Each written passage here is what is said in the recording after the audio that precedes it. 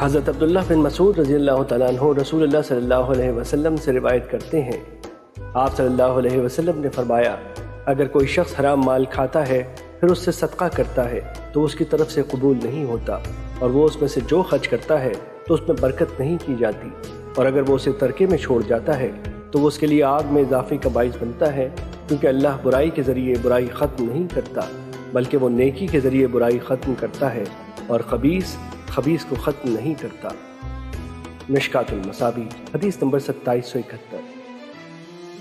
حضرت جابر رضی اللہ تعالیٰ عنہ بیان کرتے ہیں، رسول اللہ صلی اللہ علیہ وسلم نے فرمایا، حرام سے پرورش پانے والا گوشت جنت میں داخل نہیں ہوگا،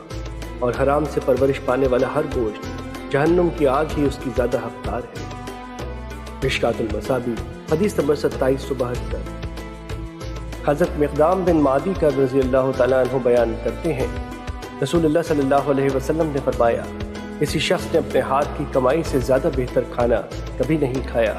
اور اللہ کے نبی حضرت داؤد علیہ السلام اپنے ہاتھوں کی کمائی سے کھایا کرتے تھے۔ مشکات المصابیح حدیث نمبر 2759۔